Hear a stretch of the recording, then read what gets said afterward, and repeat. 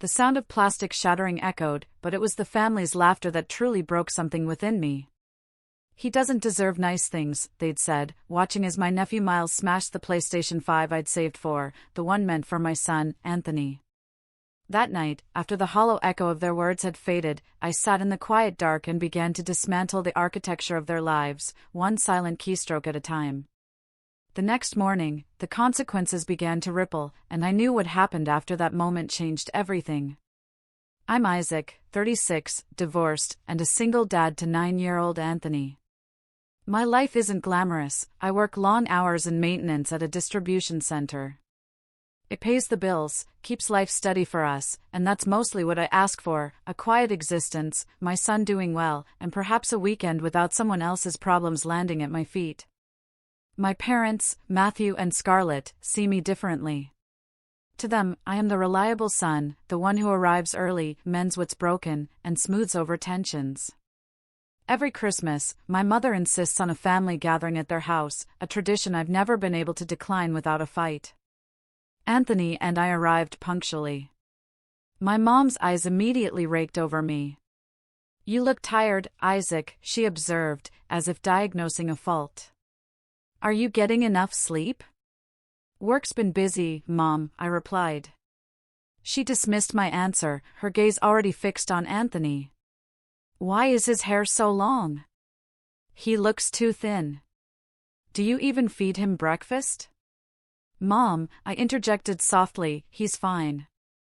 Anthony subtly retreated behind me, not out of fear, but to avoid the inevitable follow-up. "He's a quiet, polite kid, one who doesn't speak unless he has something meaningful to say, a trait my family seemed to find problematic." Matthew remained in his recliner, a master of selective hearing, until his involvement became advantageous. We were barely settled when the front door burst open. Maverick, my brother, strode in with the familiar smirk that signaled he expected immediate forgiveness. "Traffic was insane," he announced, shaking snow from his jacket. "Not my fault." Abigail, his wife, followed, already complaining. "No parking?" "Honestly, who invites people over and doesn't save them a spot?" "And it's freezing in here, Scarlett, how do you stand it?" My mom forced a smile. "Oh, Abigail, you're so sensitive to temperature." "Matthew, adjust the thermostat." Matthew rose instantly, an unspoken command for him. If I'd asked the same, he'd have told me to put on socks. Miles, Maverick's son, barreled in next, yelling something unintelligible, shoving Anthony aside in his dash for the living room. "Hey!" I snapped, my voice low. Miles ignored me. Abigail did too. Anthony simply brushed his shirt, whispering, "It's okay, Dad." But it wasn't. My mother flitted around the living room, gathering coats, a fragile illusion of perfection. Abigail collapsed onto the couch, surveying the appetizer spread with disdain. "Is that it? I thought you were making the roasted one from the recipe I sent." Scarlett froze, then offered a strained, cheerful explanation about changed plans. Abigail rolled her eyes. Anthony stood by me, hands in his pockets. Scarlett then focused on him again. "He needs a new sweater. That one's too plain." "And why won't he talk?" "Miles was never this quiet." "Perhaps quiet isn't a tragedy," I offered, but she dismissed it. Miles, meanwhile, was a whirlwind, running circles around the coffee table, knocking into things, tearing at wrapping paper. Matthew's half-hearted settle down had no effect. Earlier, I'd brought in the PlayStation 5, wrapped and tagged, placing it near the tree. It was Anthony's big gift, saved for over months, secured from a coworker upgrading. Scarlett's eyes landed on it immediately. "That box looks expensive, Isaac. I hope you didn't go overboard again." "It's fine," I said. "It's for Anthony," she sniffed. "Well, I hope you brought something for Miles, too. And maybe something for your brother. He's had a rough year." I held my tongue, distrusting the words that waited. Moments later, Maverick drew me aside. Hey man, next year I'm going to need help again. Things are tight. Mom said you'd understand. I never said that, I replied. He shrugged. Yeah, but you will. You always do. I walked away, back to Anthony, who was quietly examining ornaments as if wishing for another world. Scarlett clapped her hands, her voice cutting through the hum. Everyone, stop what you're doing. It's time for gifts. The room fell silent. My stomach tightened. I knew this Christmas wouldn't end well. The living room erupted the instant Scarlett finished her announcement. Miles shot forward, tearing into the biggest box he could reach, disregarding tags, scattering wrapping paper everywhere. Abigail remained indifferent. Maverick watched from the couch, arms crossed, as if at a show. Anthony, in contrast, waited, looking for permission. He never rushed. I nodded. He crouched, carefully checking tags. He opened a smaller gift from my parents, new gloves. He smiled faintly, whispering, "Thank you," like someone unaccustomed to receiving. Miles, meanwhile, tossed aside partially opened boxes, shouting, "Is this it? Is there more? Where's the good stuff?" Scarlett trailed after him, murmuring, "Oh, be grateful, sweetheart," to deaf ears. Anthony, having neatly placed his glove box, only reached for another gift after my second nod.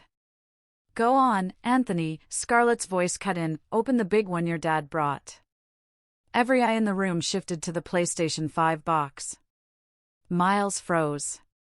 Abigail's gaze sharpened with instant judgment. Maverick looked annoyed.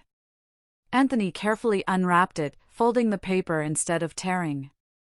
When the logo appeared, he paused, a slight rise in his shoulders, a small smile he pressed his lips to conceal.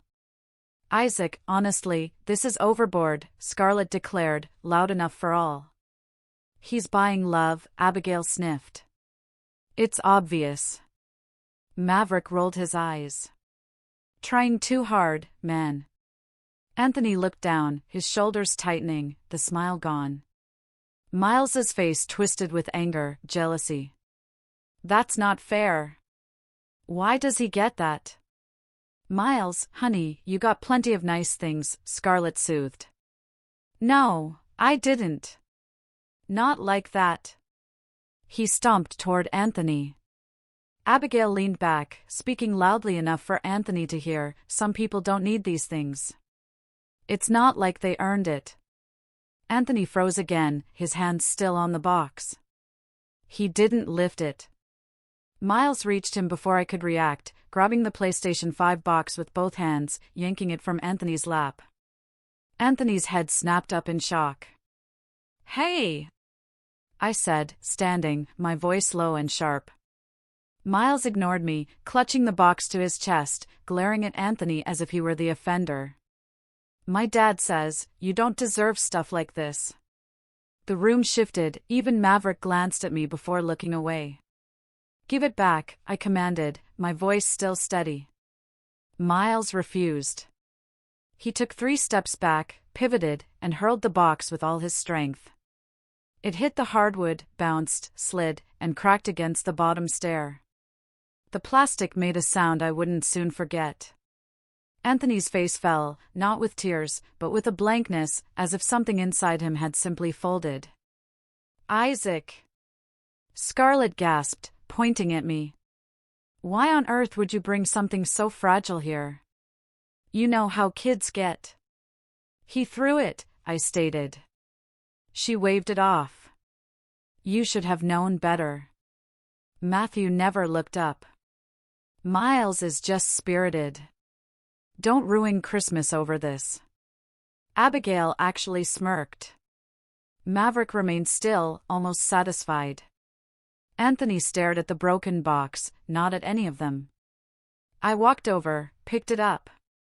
The cardboard was split, but that wasn't the main problem. Peeling back the top, I saw it. One corner of the console was crushed, the casing spiderwebbed with a fault line. When I shifted it, something inside clicked loose, useless. It was beyond repair. I returned to Anthony, crouching to meet his eyes. They were bright but steady. "Get your jacket," I said softly. "You're not leaving." Scarlett's voice shrilled. "We still have dessert." "You're being dramatic." I didn't respond. Anthony placed his gloves back in their box, closed it gently, and walked to the entryway without a word. I put on my coat. Anthony slipped his hand into mine. "You're ruining the night for everyone," Scarlett shouted as we walked. But I kept going. So did Anthony. The cold air, when the door closed behind us, felt cleaner than anything inside that house. As we stepped off the porch, Anthony finally spoke, his small voice hitting harder than anything else that night. "Dad, can we just go home?" By the time we reached home, the sky was dark and the streets empty. Anthony had said little during the drive, staring straight ahead, clutching his jacket sleeve as if processing a deep shock. Inside, he went straight for a shower without being asked, a quiet sign of how deeply the night had affected him. After brushing his teeth, he climbed into bed, pulling the blanket to his chin. I sat beside him. "You okay?" I asked. "Yeah," he murmured. "I just didn't think he'd do that." "I know," I said. "It wasn't your fault." He nodded slowly. I turned off his lamp and cracked the door. He was asleep within minutes. The apartment felt too quiet. I sat at the kitchen table, leaving the overhead light off, the broken console still on the counter. My mind didn't drift or spiral, it settled, enough to see clearly. For over 2 years, I'd been covering a chunk of Maverick's rent. It started after he lost a job, just till I get back on my feet, he'd promised. But he never did. My monthly transfer became routine, expected, unappreciated. Then came the car payment for an SUV for the kids. He'd pay it himself once tax season hit, a year and a half ago. It wasn't forgetfulness, it was calculated dependence. I'd gotten the late notices, the final warnings, bailing him out just before repossession. My money wasn't helping him build, it was delaying consequences. And the tuition for Miles. That didn't even come from Maverick. Scarlett had called me, insisting Miles needed opportunities, that public school wasn't the right environment. She'd told me, "You're the responsible son. You know what doing the right thing looks like." She'd invoked family, told me Anthony and Miles were family, that we should lift each other up. Every sentence was a push, and every push had worked. Paying for all of them had become a quiet expectation. Sitting there, the weight of their entitlement hit me. My paycheck, it seemed, existed to patch the holes in Maverick's life. They took more, thanked less. I hadn't realized the extent until tonight, when the nephew for whom I'd bought nothing had shattered the gift meant for my son. I pulled out my phone. The screen lit the dim room. The rent autopay was first, due in a week. My thumb hovered, not from uncertainty, but habit. Years of telling myself it wasn't worth the fight. I turned it off. Then the car loan contribution, a larger autopay. Cancelled. I scrolled to the school's billing account, my name still on the payment profile. How Scarlett had convinced me it was my duty, I couldn't even explain anymore. I removed the card, deleted the profile. 3 commitments, gone in under a minute. I stared at the confirmation screen. The totals I'd been spending were staggering. How I'd carried that much without demanding anything back still amazed me, not in a proud way, but in a weary one. I wasn't angry, not shaking, not dramatic. I just sat, breathing steadily, feeling the immense weight ease off my shoulders, inch by quiet inch. They'd always acted like I was built for this, that keeping everything functioning was my identity. Each time I helped, they found a new angle to lean on. Each time I stayed quiet, they took more space. The realization of how long I'd let it go on was almost embarrassing. I locked my phone and placed it on the table, then looked at the broken PlayStation box again. Not because of the money or the item itself, but because Anthony had held it as if it truly meant something, and they hadn't cared enough to let him have that moment. The plastic wasn't the only thing that broke tonight. It was the last excuse I had for them. I leaned back, saying it aloud, though no one was there to hear. They didn't break the PlayStation, I whispered. They broke the last excuse I had to keep helping them. The first message hit my phone before sunrise. Maverick, *rent didn't go through. Fix it, *, then another, are you awake, making coffee, 10 more came in rapid fire, *, what's going on? My bank says nothing even tried to process. Call the landlord. Seriously, dude, call him now, *. I set the phone down, continuing to get Anthony ready for school as if it were any other morning. He ate cereal quietly, the lingering weight of last night still visible. I wanted him far from this mess. A little after 7 o'clock, the meltdown escalated. Bro, the car is gone. Repo truck took it. They said the account was already past due and the last payment didn't hit. Did you do this on purpose? You sabotaged my life, *. I didn't answer. Anthony looked up when the vibration wouldn't stop. Everything okay? He asked. Yeah, don't worry about it. More buzzing. This time, Abigail, * rent is due today. Send it. Here are the bills for the week.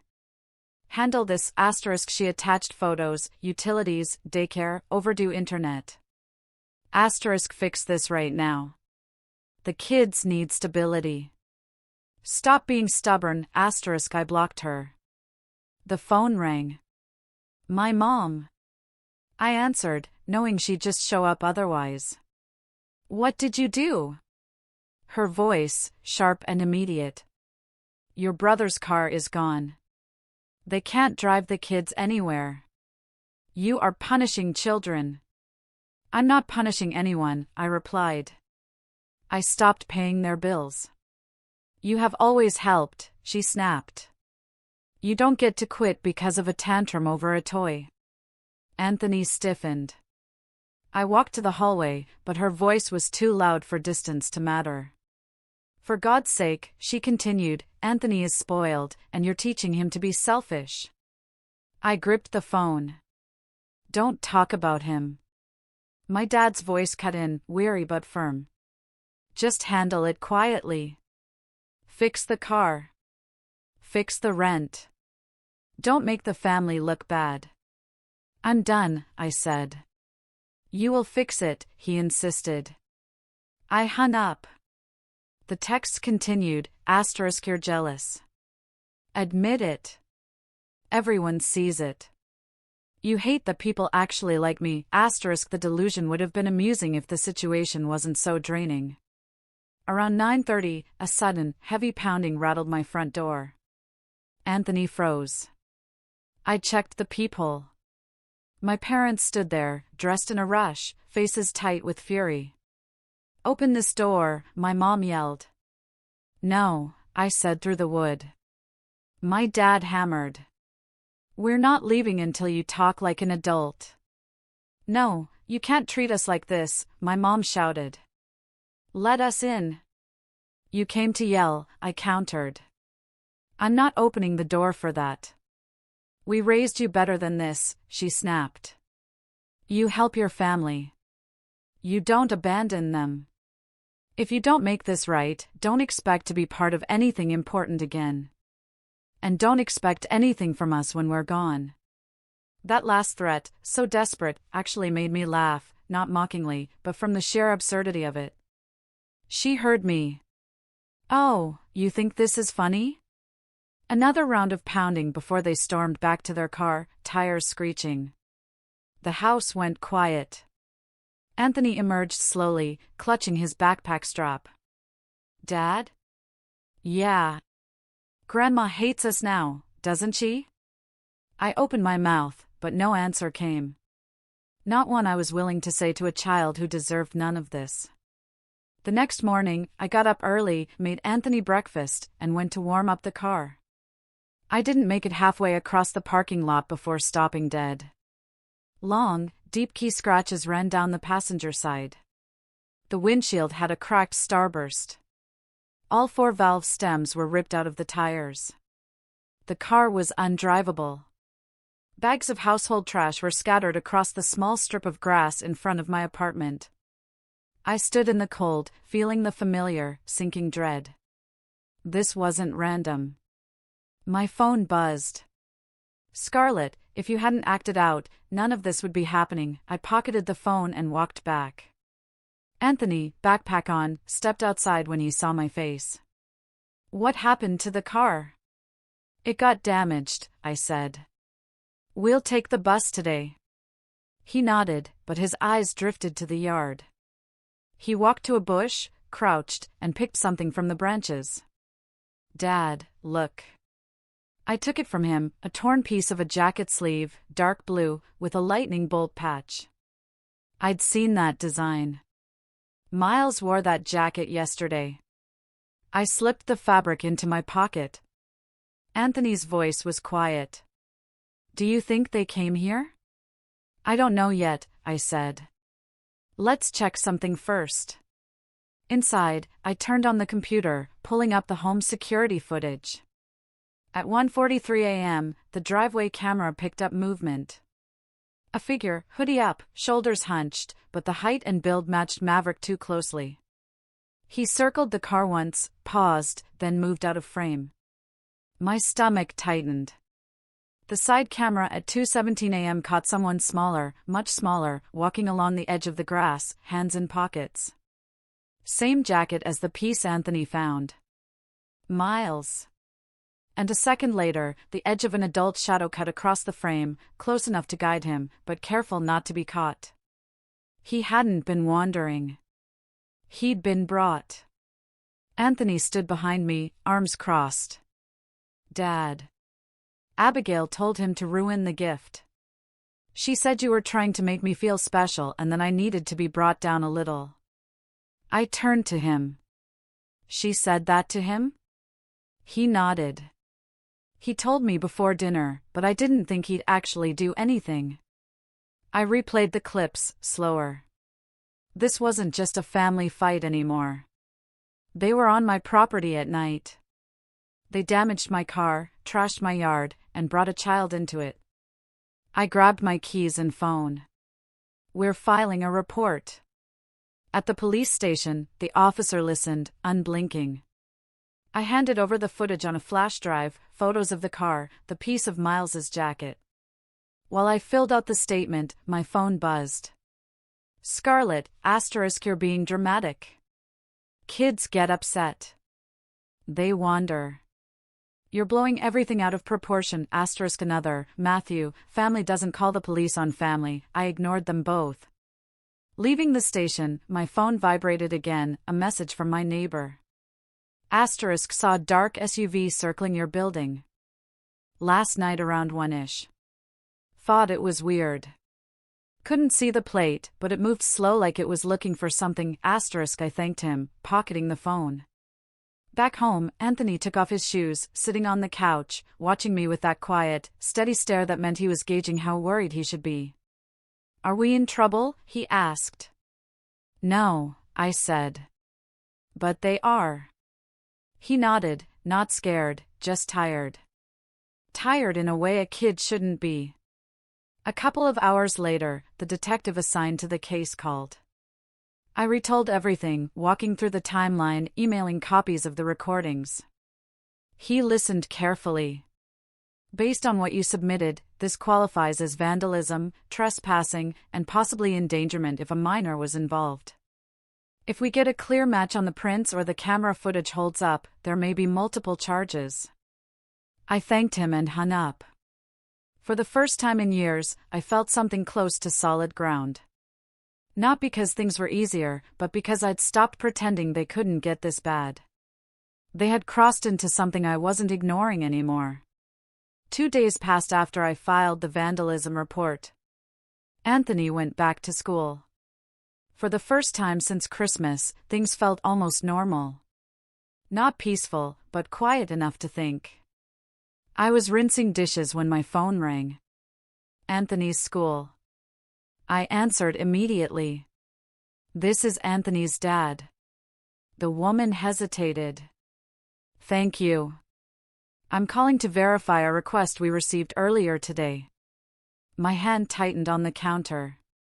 What request? She lowered her voice. We received a voicemail from a woman who said she was Anthony's stepmother. She said she was calling on your behalf to update his pickup routine for the rest of the week. For a second, I didn't speak. Anthony doesn't have a stepmother. A pause. That's what our records show as well. We didn't make any changes. We flagged the call and recorded it. Would you like us to send you the audio? Yes, I said.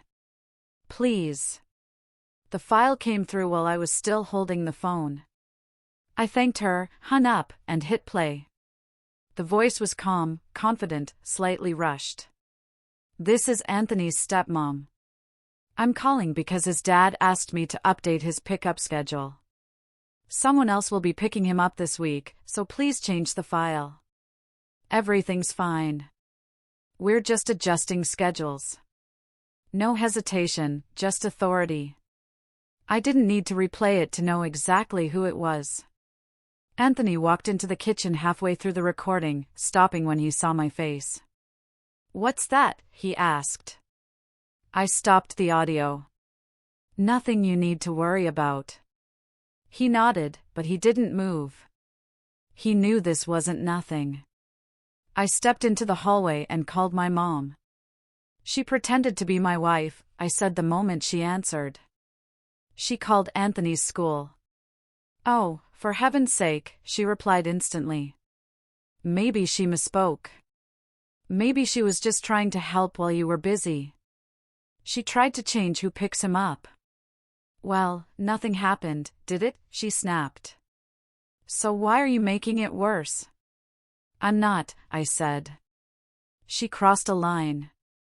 You're obsessed with lines, she shot back. You're seeing threats everywhere. I'm protecting my son. She scoffed. You're destroying this family.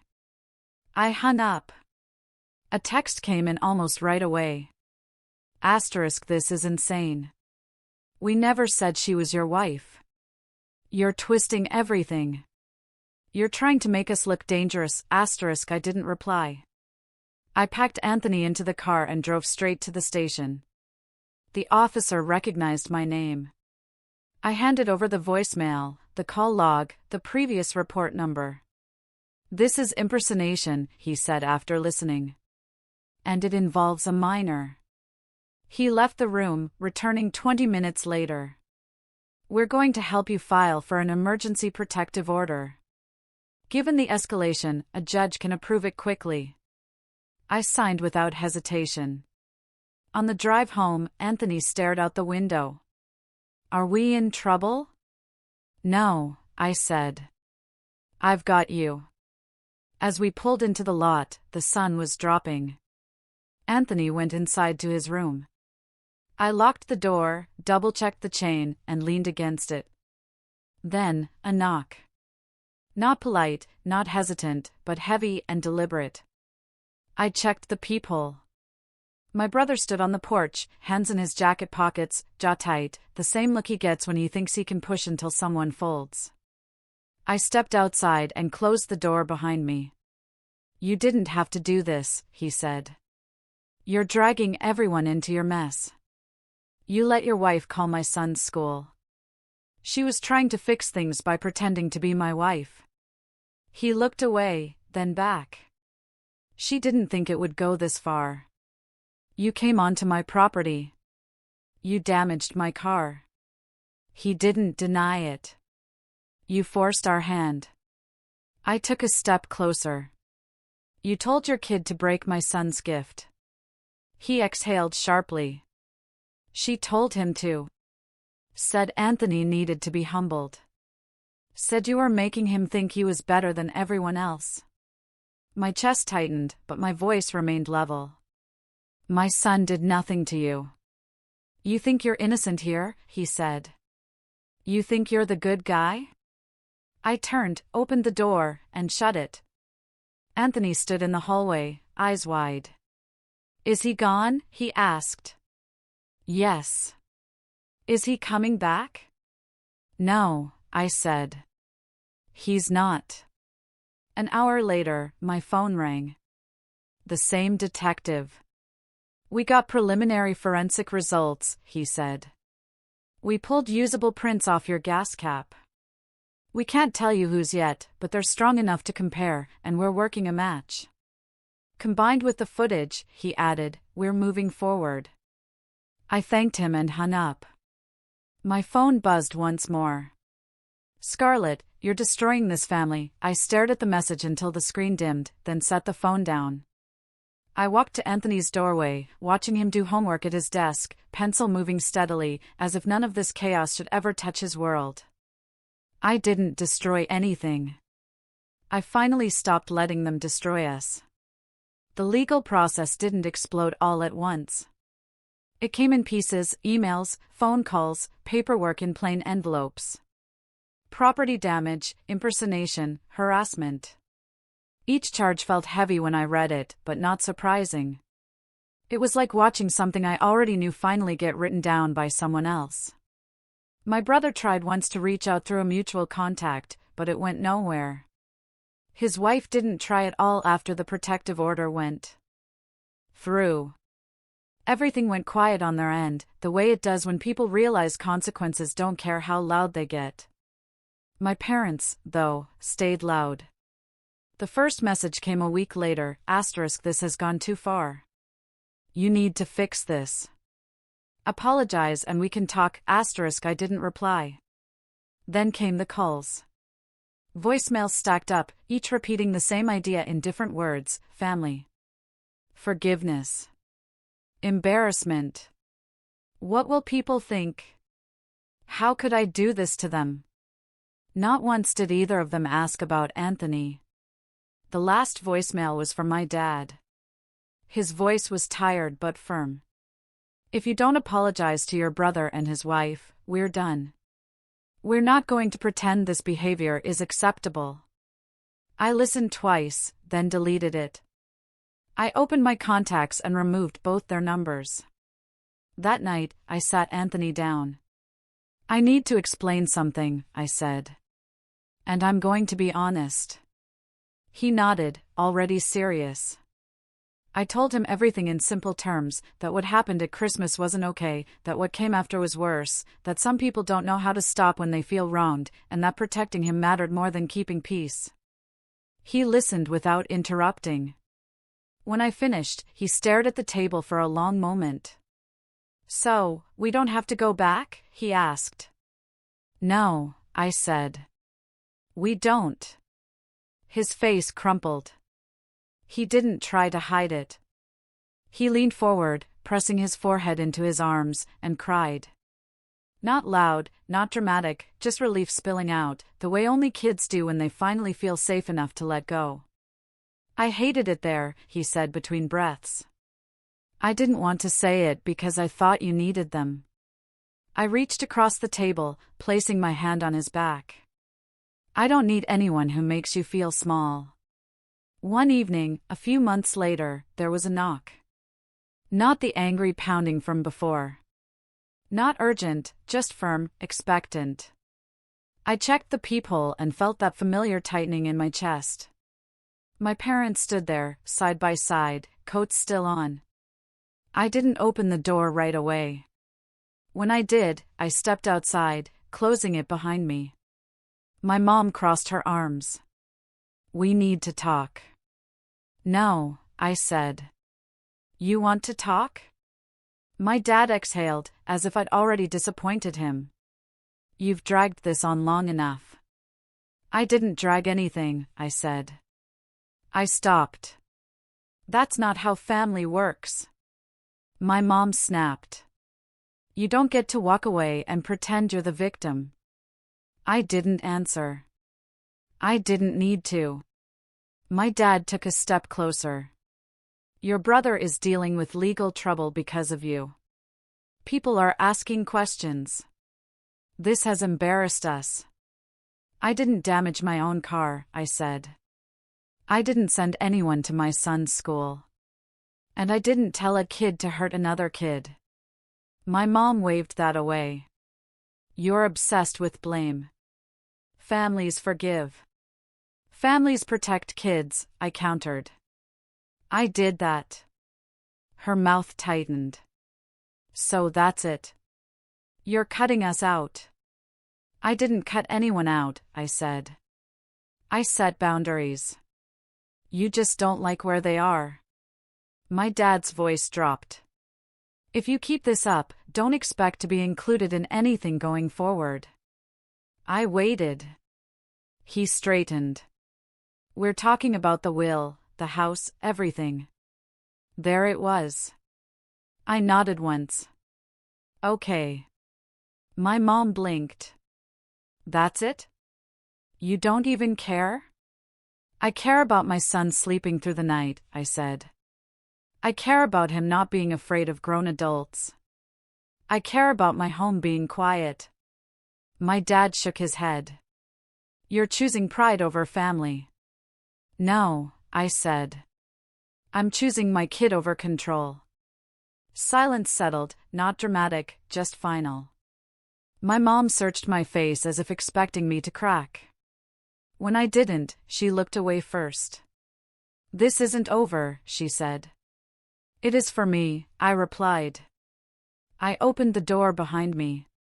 Neither of them followed me inside. One afternoon, months later, I brought home a box and set it on the table. Anthony froze when he saw it. Dad, is that? Open it, I said. It was another PlayStation 5. Same model, new. I'd saved for it the right way this time. He didn't tear into the box. He opened it carefully, as if afraid it might vanish. When he realized it was real, he stepped forward and wrapped his arms around me. He didn't let go right away. I stood there, arms around him, staring at the wall, feeling something settle into place I hadn't even realized was missing. December came again faster than I expected. This time, we didn't go anywhere. We cooked together on Christmas Eve, burned the first batch, and laughed about it. Anthony insisted on picking the music. I let him stay up later than usual. We played games until we got tired and fell asleep on the couch. On Christmas morning, Anthony opened his gifts and smiled without looking around to see who was watching. I made coffee and eggs. We ate together, still in pajamas.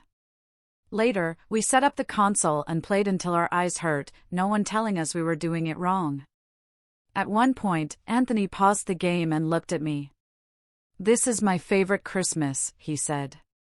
Mine, too, I replied. That afternoon, I thought about my parents, about my brother, about how easily they cut me off once I stopped being useful. It stung, but not the way I expected. The real pain wasn't in losing them, I realize now, but in the slow, bitter understanding that I'd never truly had them in the way that mattered. What I had was a role, a function, a wallet, and once I stopped playing that part, there was nothing left for them to hold on to. That was fine. What I'd gained instead was quiet, stability, a home where my son didn't have to brace himself for someone else's moods. A life where boundaries weren't punishments, but the very lines that kept them safe. I hadn't won. I had simply stopped losing. Peace wasn't a gift, it was something I had built, painstakingly, stone by stone, for Anthony to grow up in. But even in this newfound quiet, did the weight of what he'd broken still linger for them all?